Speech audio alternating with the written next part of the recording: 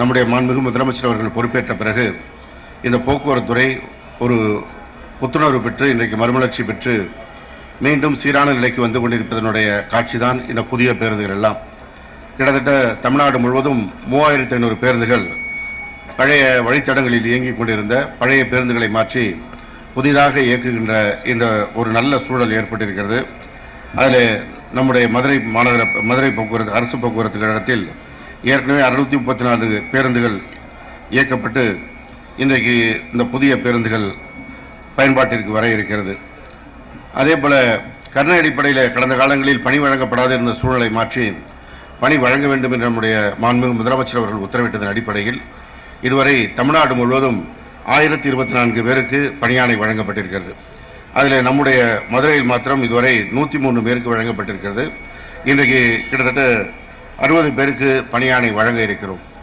இப்படி இந்த துறையிலே நடைபெறாமல் இருந்த காரியங்களை எல்லாம் இன்றைக்கு நடத்தி காட்டி இந்த துறையை மீண்டும் ஒரு நல்ல நிலைக்கு நம்முடைய மாண்புமிகு முதலமைச்சர் அவர்கள் கொண்டு வந்து கொண்டிருக்கின்றார்கள்.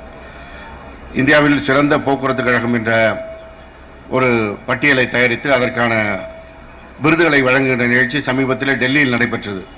அப்படி வழங்கிய நிகழ்ச்சியில் தமிழ்நாட்டில் இருக்கின்ற நம்முடைய அரசு போக்குவரத்து கழகங்களின் சார்பாக மாத்திரம் 19 விருதுகளை பெற்றிருக்கின்றோம். இந்த 19 விருதுகள் என்பது இந்தியாவில் வழங்கிய ஒட்டுமொத்த விருதுகளில் 70% விருதுகளாகும். எனவே இந்தியாவிலேயே மிக சிறந்த போக்குவரத்து நிறுவனம் நம்முடைய நிறுவனம் என்பதுதான் மீண்டும் மீண்டும் நிறுவனமாகிக் கொண்டிருக்கிறது. கடந்த ஒரு 3 மாதங்களுக்கு முன்பாக பல்வேறு மாநிலங்களுடைய போக்குவரத்துறை அமைச்சர்களுக்கான ஒரு கூட்டம் டெல்லியிலே நடைபெற்றது. ஒன்றிய போக்குவரத்துறை அமைச்சர் மாண்புமிகு நிதின் கட்கரி அவர்கள் தலைமையில் அந்த கூட்டத்தில் அவர் பேசும்போது கூட மிக வெளிப்படையாக சொன்னார், தமிழ்நாட்டில் இயக்குவது போன்ற பேருந்துகளை இந்தியா முழுவதும் இயக்க வேண்டும். மிக சிறப்பான முறையில் எல்லா இடங்களுக்குமான சேவையும் வழங்குகிறார்கள், அதை சிறப்பாகவும் வழங்குகிறார்கள் என்று குறிப்பிட்டார்கள். அந்த அளவிற்கு இன்றைக்கு இந்தியாவில் ஒரு சிறந்த போக்குவரத்து நிறுவனமாக நம்முடைய மாண்புமிகு முதலமைச்சர் அவருடைய தலைமையிலே நம்முடைய அரசு போக்குவரத்து கழகம் செயல்பட்டு கொண்டிருக்கிறது. அதில் குறிப்பாக பணியாற்றுகின்ற அத்தனை பேரும் மேலாண் இயக்குநர்கள் தொடங்கி கிளை மேலாளர்கள் வரை, அதேபோல் நடத்துனர் ஓட்டுநர் துவங்கி தொழில்நுட்ப பணியாளர் வரை அனைவரும் தன்னலம் பெறாமல் பணியாற்றுகின்ற காரணத்தினால்தான் தமிழ்நாட்டில் இத்தகைய சேவையை நாம் வழங்க முடிகிறது. மிக குறிப்பாக சொல்ல வேண்டுமென்றால் விழாக்காலங்களில் இந்த பேருந்துகளை இயக்குவது என்பது ஒரு மிகப்பெரிய சோதனைக்கான நிகழ்ச்சி போலதான் ஒவ்வொரு ஆண்டும் அமையும். ஆனால் கடந்த 4 ஆண்டுகளாக தீபாவளியாகட்டும் பொங்கலாகட்டும் எல்லா நேரங்களிலும் நம்முடைய துறையிலே பணியாற்றுகளுடைய ஒத்துழைப்போடு எந்த பிரச்சனையும் இல்லாமல் மக்கள் தங்கள் சொந்த ஊருக்கு சென்று தங்கள் விழாவை தங்கள் குடும்பத்தாரோடு கொண்டாடக்கூடிய ஒரு நிலை நிலவிக் கொண்டிருக்கிறது. இன்னும் அதை தாண்டி சொல்ல வேண்டும் என்றால் இந்த கடந்த ஓராண்டிலிருந்து தீபாவளி பொங்கல் மாத்திரமல்ல, ஒவ்வொரு மாதத்திலும் ஏதாவது ஒரு வகையில் 2 நாட்கள் 3 நாட்கள் தொடர் விடுமுறை வருகின்ற நேரத்திலெல்லாம் பெருமளவிலே மக்களுடைய பயணம் இன்றைக்கு நிகழ்ந்து கொண்டிருக்கிறது.